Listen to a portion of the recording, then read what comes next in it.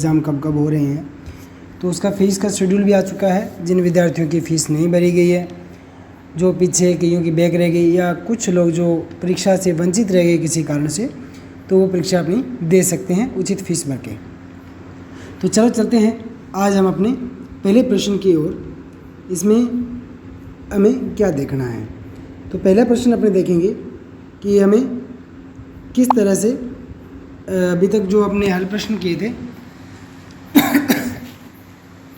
उनमें हम पहुंचे थे 89 पर।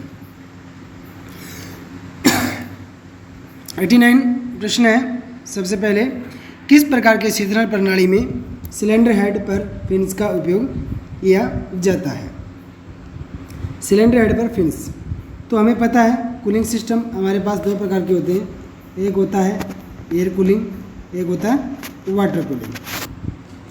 जो एयर कूलिंग होता है उसमें इस तरह का एक सिलेंडर बना देंगे, इस सिलेंडर के बाहर की तरफ इस तरह से फिन्स बने होते हैं।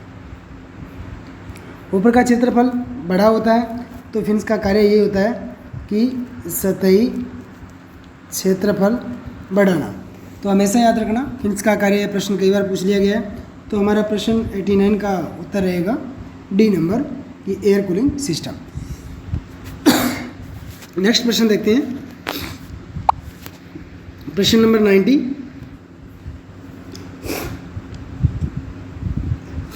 एयर कूलिंग इंजन में गर्मी को कम करने में कौन सा हिस्सा मदद करता है। अभी हम पढ़ के गए कि ये एक एयर कूल्ड इंजन है, ये हमारा सिलेंडर आ गया, इसके बाहर की तरफ ये फिन्स बना दिए हमने छोटे छोटे। ये कह रहा कौन सा हिस्सा इसको ठंडा रखने में मदद करता है। सबसे पहले पिस्टन आ गया, ये नहीं करेगा। इंजन क्रैंकशाफ्ट, इसका कोई कार्य नहीं होता बीच में। डेंसिटी ऑफ वाटर, पानी का घनत्व, क्योंकि हमारे पास एयर कूलिंग है, यहाँ पानी का कोई कार्य नहीं रहेगा। तो हमारा आंसर आएगा इसका सिलेंडर और हेड फिन्स जो बने हैं, सही आंसर रहेगा हमारा डी नंबर। तो साथियों, अगर आपने अभी तक किसी को शेयर नहीं किया है तो शेयर करें, सब्सक्राइब करें और लाइक करें। आपका पूरा सिलेबस इसमें अटेम्प्ट करवा दिया जाएगा। आपको किसी प्रकार की कोई परेशानी हो, कमेंट बॉक्स में कमेंट जरूर करें। प्रश्न नंबर 91 में लिखा है, किस प्रकार के शीतलन प्रणाली में शीतलन की दर बहुत कम होती है। किस प्रणाली में शीतलन की दर बहुत कम होती है, तो यहाँ आपने देखे आंसर दे रखे हैं, air cooling system, thermosiphon, air cooling, forced feed system, pump circulation system. तो हमें पता है जो पंप और फोर्स्ड फीड सिस्टम होते हैं, ये सबसे अच्छे कूलिंग के स्रोत होते हैं। एयर कूलिंग, इसमें कूलिंग कम होता है, बल्कि थर्मोसाइफन होता है, इसमें कूलिंग बहुत धीमा होता है। इसलिए सही आंसर हमारा रहेगा आंसर नंबर ए। आगे चलते हैं, प्रश्न number 92। Force feed engine cooling system में पानी को किस हिस्से में परिचालित किया जाता है। पूछ रहा है कि which part is forced to circulate the water in forced feed engine cooling system. कि फोर्स्ड फीड सिस्टम है, उसमें पानी को किसके द्वारा बलकृत या दबावित किया जाता है। ये तो सबको पता होता है कि पानी को किसके द्वारा दबाव देते हैं। तो यहाँ आंसर दे रखे हैं pump, thermostat, density of water और water jacket. Density of water किस में काम करेगा, थर्मोसाइफन में, थर्मोसाइफन सिस्टम में। पानी के जैकेट, ये कोई प्रेशर नहीं बनाते। थर्मोस्टेट, ये एक नियतांक प्रेशर पे खुलता है, जैसे इसका दाब दिया होता है 80 डिग्री सेंटीग्रेड। तो यह सही आंसर रहेगा हमारा पंप। पंप का जो सर्कुलेशन या दबाव बढ़ाने के लिए हम किसका इस्तेमाल करेंगे, हम काम लेंगे पंप का। आगे चलते हैं, प्रश्न नंबर 93। वाटर पंप में पानी का रिसाव किस भाग को रोकता है। कि विच पार्ट, मैंने कहा था कि हिंदी को अपने ध्यान में न दे करके इंग्लिश को ध्यान में देना है। चाहे हमारी कितनी वीक इंग्लिश हो, फिर भी हम उस चीज़ को पढ़ सकते हैं आसानी से। कि वाटर पंप में पानी का रिसाव किस भाग को रोकता है, यहाँ समझ में नहीं आ रहा।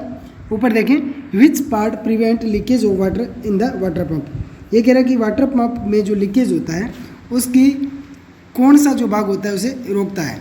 तो इम्पेलर, ये तो प्रेशर बनाने वाला होता है।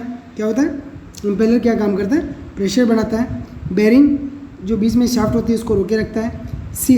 सील जो रिसाव होता है इसको रोके रखने का काम करता है। और पुली क्या होता है, बेल्ट चढ़ाने के काम में आती है। इस तरह से बेल्ट चढ़ाने के काम आती है। तो हमारा आंसर नंबर सी करेक्ट रहेगा।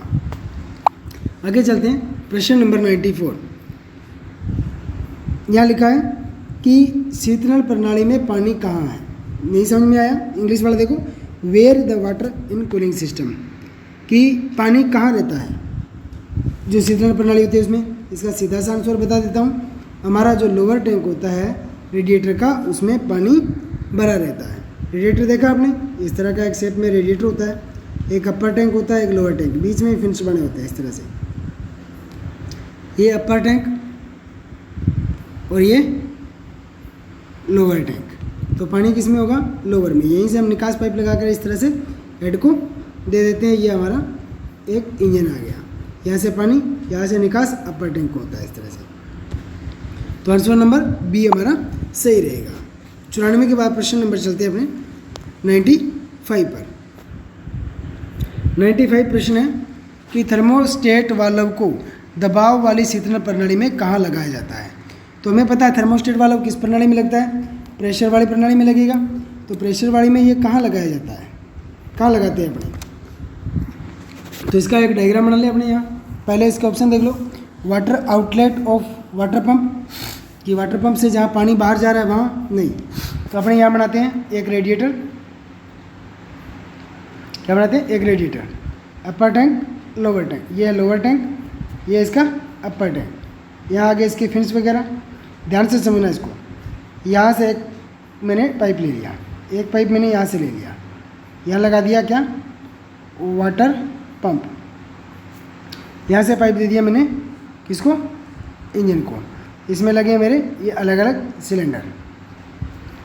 यहाँ से पानी आया, इस तरह से गर्म हुआ, ऊपर चल गया इस पाइप को। यहाँ अपने लगाएंगे क्या, thermostat valve, TV thermostat valve. अगर यहाँ से इसको बाईपास कर दे, अगर जिस स्थिति में ये बंद रहेगा तो पानी सीधा यहाँ से सर्कुलेट होता हुआ इसमें करेगा, जिससे गर्म हो जाएगा, पानी ऊपर से यहाँ आना शुरू हो जाएगा। तो अब आप इसका आंसर दे सकते हो। तो बताएं आप इसका आंसर क्या हुआ, कि वाटर आउटलेट ऑफ पंप नहीं, वाटर आउटलेट ऑफ रेडिएटर नहीं। तो इसका सही आंसर क्या होगा इसमें, कि water outlet of water jacket. इसका क्या आंसर आएगा 95 का, कि पानी कहाँ से कहाँ निकास हो रहा है, कि water outlet of water jacket नहीं आएगा। कि water outlet of cylinder head, जब सिलेंडर हेड से पानी बाहर आता है तो वहाँ हमारा थर्मोस्टेट वाल्व लगाया जाता है। तो आंसर नंबर डी हमारा करेक्ट रहेगा। प्रश्न नंबर 96 पूछ रहा है कि एक्स भाग का नाम क्या है। अभी हम पढ़ के गए हैं सभी भागों के नाम, फिर भी दोबारा पढ़ लेते हैं। कि यहाँ एक्स ऊपर वाले भाग का पूछा है कि रेडिएटर ऊपरी टैंकी, तो रेडिएटर अपर टैंक होता है ये बड़ा। रेडिएटर लोअर टैंक, तो इसकी बात की जाए रेडिएटर लोअर टैंक हो गया ये। रेडिएटर ड्रेन प्लग, अगर इसको लिया जाए तो सीधा हम इसको यहाँ से टच कर देंगे, रेडिएटर के तो यहाँ सीधा इसको आ जाएगा। तो आंसर नंबर डी हमारा सही हो जाएगा। तो हमें सभी डायग्राम उचित रूप से आने चाहिए। तो क्लास को एंड तक प्लीज़ ज़रूर देखें, ताकि आपको बहुत से अच्छे प्रश्न होते हैं जो आपको बार बार पूछे जाते हैं, तो आपको कोई परेशानी नहीं हो। प्रश्न नंबर 97, एक्स भाग का नाम यहाँ पूछा है कि एक्स भाग का नाम क्या है। एक्स भाग का नाम बताना है, तो देख लेते हैं एक्स भाग का नाम क्या है। सबसे पहले पानी पंप पुली, वाटर पंप पुली। वाटर पंप पुली कहाँ है। फिर है पानी पंप इम्पेलर, पानी पंप हाउसिंग, पानी पंप शाफ्ट। तो यहाँ से लगे पानी पंप शाफ्ट, पानी पंप हाउसिंग, पानी पंप इम्पेलर और पानी पंप पुली, ये यहाँ लगा देते। तो हमारा आंसर इसने पूछा था एक्स भाग, एक्स भाग हमारा ये रहा। तो आंसर नंबर हमारा बी सही रहेगा। इसमें क्या, बी वाला हमारे पास करेक्ट रहेगा कि वाटर पंप का इम्पेलर है। हमने इम्पेलर देखा कैसा होता है साथियों, इस तरह से, इस तरह जो शेप होती है वो एक इम्पेलर की होती है। कैसी, एक इम्पेलर की। ये पूरी एक हाउसिंग में फिट रहता है इस तरह से। आगे चलते हैं प्रश्न नंबर 98। यहाँ एक्स भाग में चिन्हित विधानसभा असेंबली नहीं पूछा, एक यूनिट है, उसका नाम क्या है। एक यूनिट बना रखी है, इसका नाम क्या है, तो सीधा सा इसका नाम क्या आ जाएगा कि यहाँ देखो ये क्या x भाग पूछा है, तो ये क्या हो रहा है, डिस्ट्रीब्यूट हो रहा है किससे, यहाँ देखो ये शाफ्ट से चल रहा है, तो ये क्या है हमारे पास पूरा का पूरा है क्या, ये हमारे पास ये क्या है, हम इसको क्या बताएंगे, इसको बोलेंगे अपने तेल पंप, ऑयल पंप। और कौन सा टाइप हो गया, ये ऐसा जो दिखता है हमें ये ज़्यादातर लोब टाइप होता है। कौन सा, लोब टाइप, जो हम इस तरह से पढ़ते हैं ना, लोब टाइप, इस तरह से ये लोब टाइप पंप का एक प्रकार दिया गया है। अब इसको उल्टा करके देखोगे तो आपको सब कुछ मिल जाएगा। या ध्यान से देखें, ये इसका क्या दिया हुआ है, फिल्टर। अब आपको समझ में आ रहा होगा, ये यहाँ लोब लगी होगी और ये जो वाला भाग है नीचे वाला स्पाइरल भाग होता है, ये केम शाफ्ट के सपर गियर से जुड़ा होता है, स्पाइरल गियर से जुड़ा होता है। तो ड्राइव होगा तो इसको पलट के देखेंगे तो हमारे पास सही आंसर आ जाएगा, क्या, ऑयल पंप। प्रश्न नंबर 99, यहाँ पूछा है एक्स भाग का नाम क्या है, 99। इसका क्या आएगा, अभी मैं बता के गया हूँ, इस भाग का नाम पूछा है तो इसका क्या आएगा, तेल छलनी। Answer number C. Water pump है नहीं, ऑयल पंप पूरा का पूरा हो गया और हाइड्रोलिक पंप इसमें है नहीं, तो सही आंसर हमारे पास सी रह जाएगा। प्रश्न नंबर 100 नंबर प्रश्न देखें, चिन्हित भाग का नाम बताना है, इस भाग का नाम क्या है। हमारा आंसर यही है कि ये क्या है, एक एयर फिल्टर है, सॉरी साथियों, ऑयल फिल्टर है। क्या, एयर फिल्टर नहीं है, ऑयल फिल्टर है। यहाँ देखो ये अंदर वाला एलिमेंट पड़ा, ये पूरी की पूरी इसकी बॉडी आ गई और यहाँ से क्या होता है, तेल छन करके बाहर गैलरी को जाता है। तो आंसर नंबर हमारा 20 में सही हो जाएगा। प्रश्न नंबर 101 पूछ रहा है कि स्नेक का गुण कौन सा है। एक स्नेक में क्या क्या गुण होने चाहिए, आप लुब्रिकेंट प्रॉपर्टी पढ़ लेना, उसमें सारे आपके गुण मिल जाएंगे। तो सबसे पहले उबलने का तापमान कम होना चाहिए, गलत है या सही है, या which of the property of the lubricant, कौन सा स्नेक का गुण है। तो हमारे आगे सभी पढ़ें, फोम विकसित करना चाहिए, तेल में चिपचिपाहट गर्म और ठंडी स्थिति में समान नहीं होनी चाहिए, तेल को चिपचिपाहट ऑपरेटिंग परिस्थितियों के अनुरूप होनी चाहिए। तो अगर सही स्थिति देखी जाए तो डी नंबर जो आंसर है हमारा, क्या, डी नंबर जो आंसर है बिल्कुल सही रहेगा। प्रश्न नंबर चलते हैं 102 पर, किस संनयन प्रणाली में अलग तेल टैंक का प्रयोग किया जाता है। तो यहाँ हमें पता है कि कौन सी प्रणाली है जिसमें अलग तेल टैंक का प्रयोग किया जाता है। वेट सम्प में अब नहीं करते, हम सीधा सा उत्तर देखें तो ड्राई सम्प।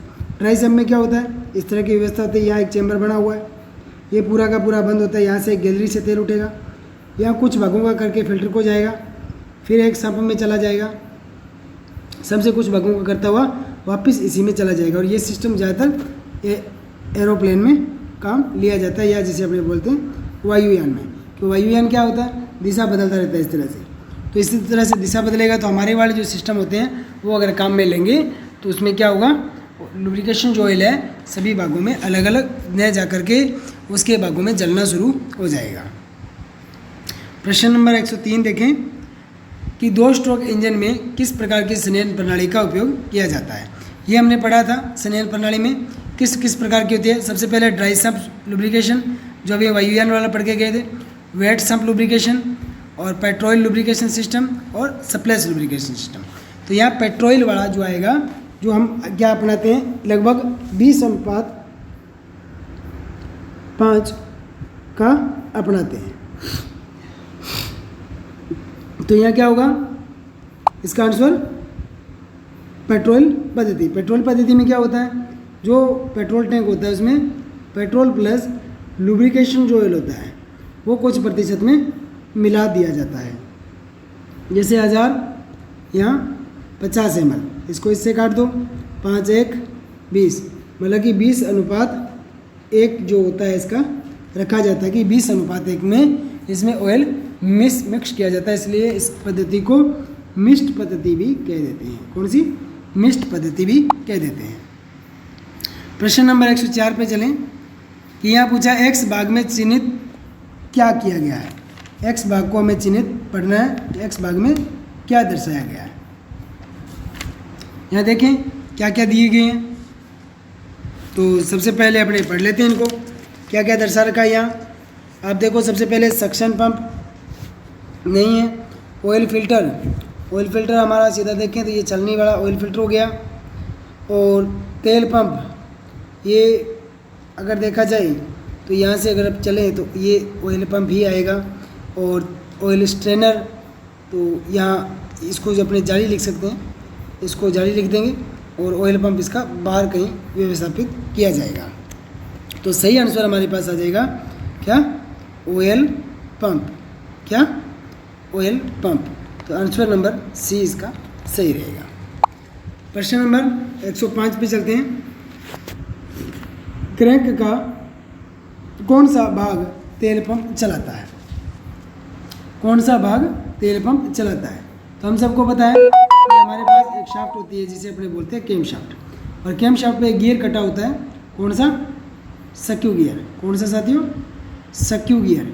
और सक्यू गियर से अपने क्या चलाते हैं? तेल पंप चलाया जाता है। तो आंसर नंबर बी हमारा सही रहेगा। आगे चलते हैं प्रश्न नंबर 106 पे। क्रैंक शाफ्ट का कौन सा हिस्सा क्रैंक पिन में प्रभावित होता है? Which part of the crankshaft flow oil to crank pin? मतलब कि कौन से हिस्से से क्रैंक शाफ्ट से जो ऑयल होता है वो क्रैंक पिन तक जाता है। तो हमने जब क्रैंक शाफ्ट ड्रॉ किया था तो हमारे साथ सभी प्रश्न हमारे सामने क्लियर हो गए थे। तो यहाँ अपने फिर पढ़ लेते हैं। इसका आंसर सीधा सा बता देते हैं, इसका आएगा क्रैंक शाफ्ट मेन जनरल। तो अपने क्रैंक शाफ्ट बना लें। ये एक हमने क्रैंक शाफ्ट बना ली। ये लो साथियों, एक हमने क्रैंक शाफ्ट ड्रॉ कर लेते हैं। ये हमने एक क्रैंक शाफ्ट ड्रॉ कर ली। यहाँ बात लिखें, ये जो भाग होते हैं ये जनरल कहलाते हैं, ये वाला भाग पिन कहलाता है, ये वेव कहलाते हैं। तो यहाँ ऑयल कैसे जाएगा? यहाँ से इस तरह से पिन को, और पिन से आगे कनेक्टिंग रोड जुड़ी होती है, उस पर तेल चला जाएगा। तो हमारा आंसर नंबर सी सही रहेगा। प्रश्न नंबर चलते हैं 107 पर। कौन सा उपकरण तेल के तेल से तेल चूसता है? नहीं समझ में आया? What device sucks oil from the oil sump? कौन सी डिवाइस है जो ऑयल का खिंचाव करती है? कहाँ से? ऑयल पंप से। तो हमें पता होता है कि कोई चीज़ ऑयल सम्प से खिंचाव करना है तेल का, कैसे खींचेगा? खींचने के लिए हमें क्या चाहिए? एक पंप चाहिए। तो हमारा सीधा सा आंसर रह जाएगा सी नंबर। फिल्टर क्या करेगा? इसको छानने का काम करेगा। सक्शन पाइप जो उसके सम्प के साथ अपने जोड़ेंगे। और स्ट्रेनर क्या करेगा? एक जाली है जो छोटे मोटे महीन कणों को आने के उसमें रोकती है। प्रश्न नंबर 108। एयर कूल्ड इंजन में धातु के पंख कहाँ प्रदान किए जाते हैं? Where the metal fins are provide in the air cooled engine? कहाँ स्थापित करेंगे अपने साथियों? सीधा सा आंसर इसका आ जाएगा कि अपने जो ये पूछ रहा है कि जो हमारा सिलेंडर है इस पर जो फिन्स होते हैं वो कहाँ स्थापित किए जाते हैं। तो ये आंसर आपके सामने है, सिलेंडर और सिलेंडर हेड के ऊपर। सही आंसर हमारे पास ए नंबर सही रहेगा। आगे चलते हैं प्रश्न नंबर 9 पर कि थर्मोसाइफन प्रणाली में पानी का संचलन कैसे प्राप्त किया जाता है? तो हम कैसे करते हैं थर्मोसाइफन में? थर्मोसाइफन का हमने नियम पढ़ा है। एक बहुत बड़ा रेडिएटर लगाते हैं, यहाँ हम इंजन को सप्लाई देते हैं और जो गर्म पानी होता है वो इसमें चला जाता है। तो इसमें किसी प्रकार का कोई पंप नहीं लगाया जाता, तो ये पानी के दाब के द्वारा ही चलता है। तो यहाँ सही आंसर रहेगा गर्म और ठंडे पानी के घनत्व के कारण। कि ठंडा पानी यहाँ से आएगा, ठंडा पानी नीचे की ओर आ गया, ये इस गर्म पानी को धकेलेगा, ये ऊपर चला गया ठंडा होने के लिए, फिर वापस ठंडा नीचे आ गया, गर्म यहाँ से ऊपर चला, ये सर्कुलेशन इस तरह से बना रहता है। तो आंसर नंबर बी हमारा करेक्ट रहेगा। प्रश्न नंबर 110। थर्मोसाइफन सिस्टम में जल स्तर गिरने का क्या प्रभाव पड़ता है? सर्कुलेशन जारी है, सर्कुलेशन कम है, क्या आएगा साथियों इसमें आंसर? आपको थोड़ा सा गेस करें तो आपको आंसर मिल जाएगा। तो अभी हमारा प्रश्न नंबर था 110। आगे है परिसंचरण बंद हो गया है और परिसंचरण उच्च है। तो इसका आंसर हमारे पास क्या रहेगा? इसका आंसर रहेगा परिसंचरण बंद हो गया। अचानक से जैसे ही अगर उसका इंडिकेशन स्तर जो नीचे गिरेगा तो परिसंचरण जो होता है, सर्कुलेशन होगा, वो बंद हो जाएगा। आगे चलते हैं प्रश्न नंबर 111 पर। पंप संचरण शीतलन प्रणाली में पानी के पंप को ड्राइव कैसे मिलता है? कि जो फोर्स्ड लुब्रिकेशन सिस्टम होता है शीतलन प्रणाली में, तो उसमें किस प्रकार से ड्राइव मिलता है? तो हमें पता होता है हम ड्राइव किससे देते हैं, ज़्यादातर हम ड्राइव देते हैं बेल्ट द्वारा। किसके द्वारा साथियों? बेल्ट के द्वारा। गियर से नहीं ड्राइव मिलता, नहीं चेन से, नहीं कपलिंग से। क्यों? हमें पता है कि ये क्रैंकशाफ्ट की पुली आ गई, यह हमारा किसका? वाटर पंप की पुली। इसके ऊपर से एक बेल्ट गुजार दिया जाता है जिसे अपने क्या बोलते हैं? Fan belt. Fan belt. तो आंसर नंबर हमारा ए करेक्ट रहेगा। चलते हैं प्रश्न नंबर 112। थर्मोस्टेट वाल्व किस स्थिति में खुलता है? तो हमें पता है थर्मोस्टेट वाल्व कब खुलता है? जब इंजन का तापमान ऑपरेटिंग तापमान आ जाता है। कि इंजन का कम तापमान होता है तो ये क्लोज रहता है, अगर इंजन का उच्च तापमान हो तो ये क्या रहेगा? ओपन रहेगा। फ्रीजिंग टेम्परेचर इंजन का बर्फीला तापमान है, तो इन सभी से संबंध न होकर के जब इंजन का कार्यकारी तापमान, जिसे क्या कहते हैं? कार्यकारी तापमान आ जाता है, जो अपने मानते हैं 80 डिग्री सेंटीग्रेड, तो उस पर ये खुल जाता है। तो आंसर नंबर सी हमारा सही होगा। प्रश्न नंबर 113। प्रश्न नंबर 113 कह रहा है कि रेडिएटर हटाने की प्रक्रिया किससे संबंधित है? Which is related to radiator removing. Radiator हटाने की प्रक्रिया किससे संबंधित है? रेडिएटर में पानी ऊपर है, रेडिएटर के साथ सभी कनेक्शनों को डिस्कनेक्ट करें, शीर्ष पानी की नली को कनेक्ट करें, नीचे पानी की नली को कनेक्ट करें। अगर हमें रेडिएटर हटाना है तो हमें क्या करना है? रेडिएटर में पानी ऊपर, इसका कोई मतलब नहीं है। शीर्ष पानी से नली कनेक्ट करें, कनेक्ट हमें करना ही नहीं है। और बॉटम नली को हटाएं, बॉटम नली को हटाने से कुछ नहीं होगा। तो इसका आएगा रेडिएटर के साथ सभी कनेक्शनों को डिस्कनेक्ट करेंगे तो हमारा रेडिएटर आसानी से हट जाएगा। तो ऐसे प्रश्न आते हैं साथियों परीक्षा में, थोड़े से आसान आते हैं पर घूमे हुए से प्रश्न होंगे जिसमें आपको थोड़ी सी समझने की दिक्कत आएगी। यहाँ पूछा है कि इस सफाई विधि का नाम क्या है? हमने पहले ही बताया था कि रेडिएटर को साफ करने के लिए हम फ्लशिंग विधि का इस्तेमाल करते हैं। तो फ्लशिंग विधि दो प्रकार की होती है, एक होती है स्ट्रेट, कौन सी? स्ट्रेट फ्लशिंग, और एक होती है रिवर्स फ्लशिंग। जबकि हम रेडिएटर को रिवर्स फ्लशिंग के द्वारा साफ करते हैं तो सीधा सिस्टम का आ जाएगा रिवर्स फ्लशिंग। यहाँ आप देखो रिवर्स फ्लशिंग में क्या हो रहा है साथियों, आप ध्यान से देखो। यहाँ क्या हुआ? एक साइड से एयर, वाटर, इंजन से पानी क्या हुआ? सीधा बाहर निकाला जा रहा है। तो ये सारा का सारा उल्टा सिस्टम हुआ। पहले क्या था? पंप से पानी इंजन में भेज रहे थे, बल्कि अब यह क्या, पंप से पानी बाहर निकाल रहे हैं, तो उल्टा हो गया। तो ये इसका आंसर रहेगा बी नंबर करेक्ट हो जाएगा। प्रश्न नंबर 15। रेडिएटर रिवर्स फ्लशिंग सफाई में किस विधि का उपयोग किया जाता है? अभी हम देख के गए हैं, वही आंसर आ जाएगा। कौन सा? हवा के साथ पानी की फ्लशिंग। आंसर नंबर ए हमारा करेक्ट होगा। आगे चलते हैं प्रश्न नंबर 116। इंजन में फिट किया गया तेल कूलर कहाँ होता है? जो इंजन में अपने तेल कूलर का इस्तेमाल करते हैं वो कहाँ लगाया जाता है? तो इसका सीधा सा आंसर आ जाएगा इंजन ब्लॉक पर। सिलेंडर हेड पर नहीं लगता, एग्जॉस्ट मैनिफोल्ड पर नहीं लगता, ऑयल पंप सब में भी नहीं लगता। तो सीधा आंसर आएगा ए नंबर। प्रश्न नंबर 117। स्नेक का मुख्य उद्देश्य क्या है? जो हम लुब्रिकेशन करते हैं गाड़ी में, जो ऑयल डालते हैं, उसका मुख्य उद्देश्य क्या होता है? तो सबसे मुख्य उद्देश्य होता है घर्षण को कम करना। उसके बाद होता है आवाज़ को बढ़ाना, नहीं घटाना, आवाज़ को घटाना, फिर भागों की घिसावट को कम करना। तो सबसे मुख्य उद्देश्य होता है minimise the friction. Answer number A हमारा करेक्ट हो गया। प्रश्न नंबर 118 कि संयंत्र प्रणाली किससे संबंधित है? Which the related lubrication system. तो किससे संबंधित है देख लेते हैं। तेल फिल्टर करने के लिए एक कुशनिंग प्रभाव पैदा करे। संयंत्र प्रणाली का ऐसा कोई काम नहीं होता। आगे देखते हैं। इंक्रीज वियर एंड टीयर घूमने वाले भाग वियर और टीयर को नहीं बढ़ाता। एक तेल प्रदान करके गैसों द्वारा झटका बढ़ाए, ऐसा भी नहीं करता। चलने वाले भागों के पहनों और आंसू को कम करे। यह minimise the wear and tear, मतलब घसावट और उसके खड़खड़ाने की आवाज़ को कम करे। इसका काम होता है किसका? लुब्रिकेशन का। लुब्रिकेशन का आंसर नंबर डी मेरा सही होगा। आज का सेकंड लास्ट प्रश्न 190, ये कह रहा है कि इंजन ब्लॉक में पानी के मार्ग को नीचे लाने के लिए किस विधि का उपयोग किया जाता है? तो यह सीधा आ जाएगा आंसर इसका, विलायक के इंजेक्ट करके, बाई इंजेक्ट वाटर सोलवेंट। प्रश्न नंबर आज का अंतिम और लास्ट प्रश्न। तो आपसे फिर भी आग्रह करता हूं, अगर आपने अभी तक हमारे चैनल को सब्सक्राइब नहीं किया है तो सब्सक्राइब कर लें, ताकि आपको परीक्षा में आने वाले हर प्रश्न की जानकारी जरूर मिल जाए।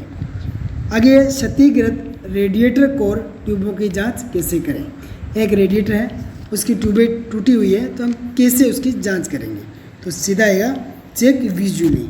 इसका कोई परीक्षण नहीं होता, क्योंकि जो बाहर की ट्यूब है वो कैसे करेंगे? विजुअली। विजुअली होता है दार्शनिक, दार्शिक मतलब देख कर। क्या साथियों? देख कर। तो हमारा आंसर नंबर ए सही रहेगा। तो आज तक के लिए धन्यवाद साथियों। ज़्यादा से ज़्यादा शेयर सब्सक्राइब करें और परीक्षा की तैयारी करें, ताकि किसी को फेल का जो एक शब्द होता है वो नहीं उठाना पड़े। तो धन्यवाद। जय हिंद, जय भारत।